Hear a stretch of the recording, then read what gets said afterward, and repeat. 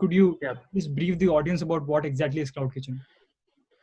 So Cloud Kitchen, while I have my own definition for it, I always call the Cloud Kitchen to be a data and brand business.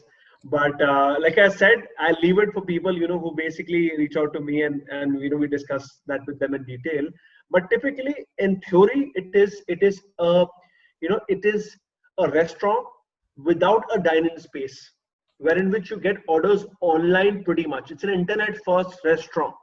Okay, that is what I say in theory, wherein which you don't need to invest into a dining space, and you basically get orders online, and you are supposed to deliver them through either an aggregator or in-house rider strength. So that is what it is. But the problem is that a lot of people end up thinking that this is just a food delivery business, home delivery business. And that is where I tell them that the business model is so advanced because of players like Rebel Foods, which is the owner of Fasos and Behrouz Biryani and so on and so forth.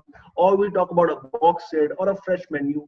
The concept has evolved so much that now it is shifted from a food business to a data and brand business.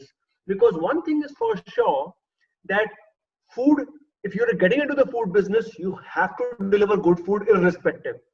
But where do you evolve is the data and brand side. And like I said, we'll discuss more in the podcast about that.